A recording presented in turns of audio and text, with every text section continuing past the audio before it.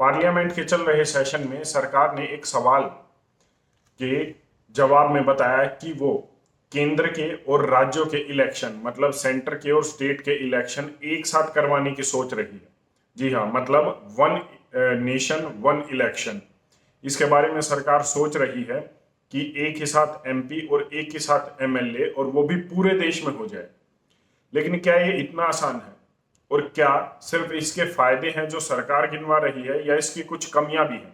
क्या भारत में पहले भी वन नेशन वन इलेक्शन हो चुका है? एक बार बात कर लेते हैं।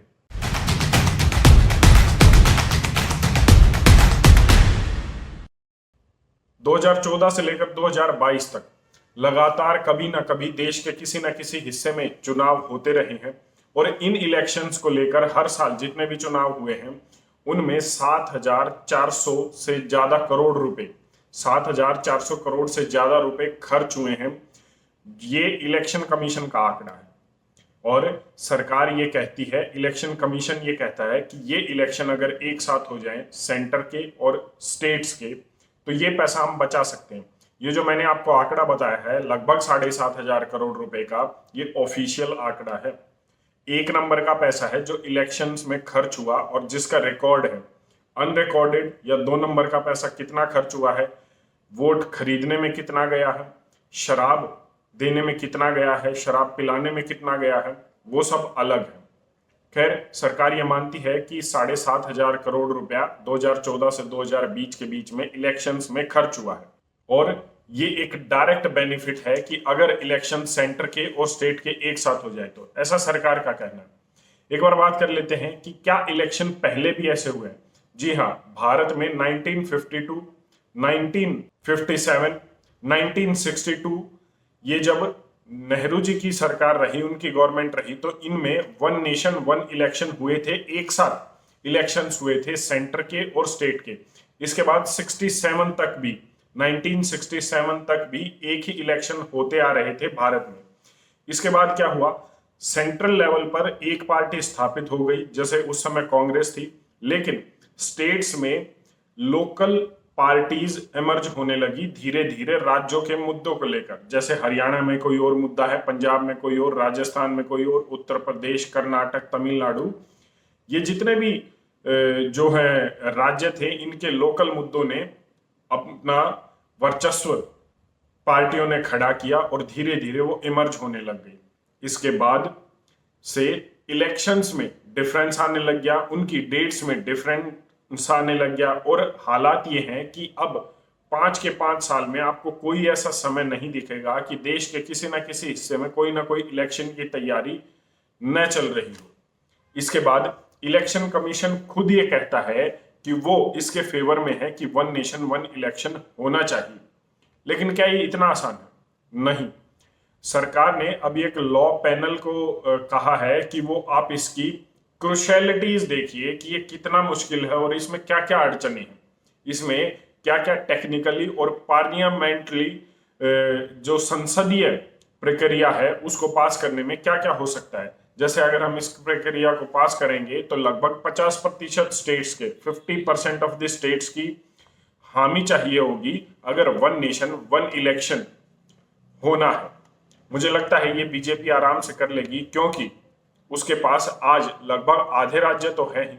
इसके बाद भी काफी टेक्निकलिटीज आती हैं कि वन नेशन वन इलेक्शन हो, लेकिन फिर भी क्या सिर्फ इसके फायदे ही हैं? जैसे सरकार ने गिना है कि 7,500 करोड़ रुपया सिर्फ और सिर्फ इलेक्शन के लिए खर्च हुआ है 2014 से 2022 के बीच में, जो अलग अलग समय पर इलेक्शंस हुए। इसके अलावा भी मैं आपको बता दूं, बहुत सारी चीजें हैं जो अनरिकॉर्डेड होती हैं। वहीं दूसरी ओर एक सबसे बड़ा पहलू जो नजरअंदाज किया जा रहा है वो ये कि राज्यों के मुद्दे अलग होते हैं और सेंटर के मुद्दे अलग होते हैं।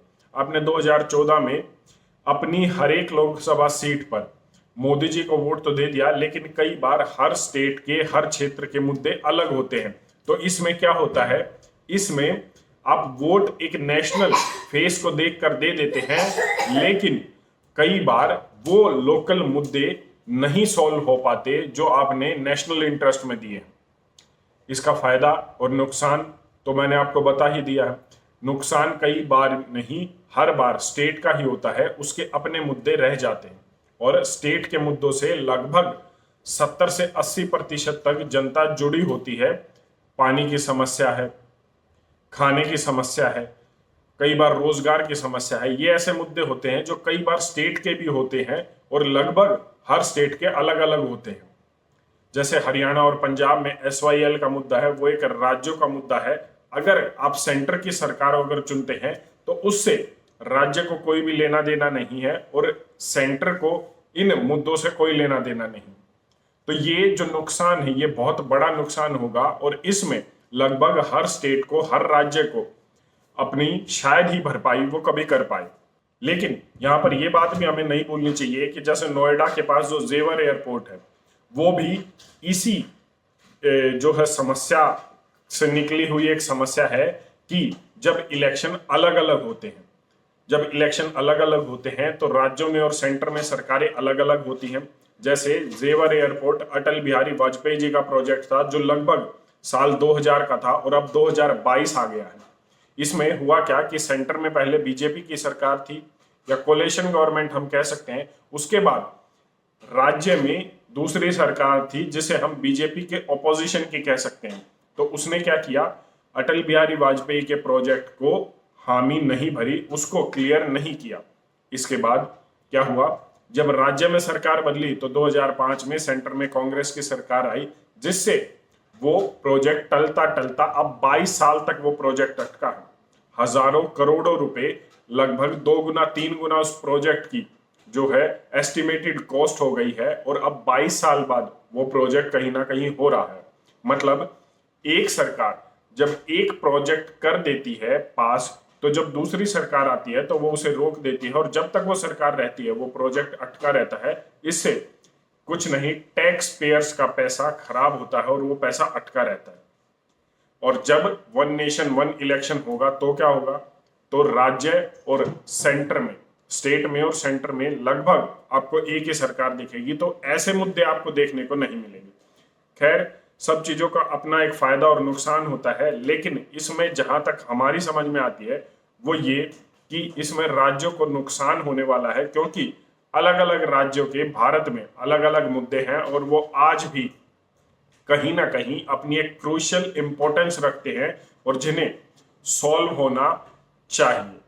लेकिन फिर भी हम तो इतना ही कहेंगे कि कम से कम वन नेशन वन इलेक्शन तो हो रहे हैं, वरना आजकल सोसाइटी में बात तो ये चल रही है कि कहीं 2029 के बाद इलेक्शन ही ना होने बंद हो जाए। खैर, आपकी इस पर अपनी क्या राय है एक बार कमेंट करके जरूर बताएं। धन्यवाद। जय हिंद।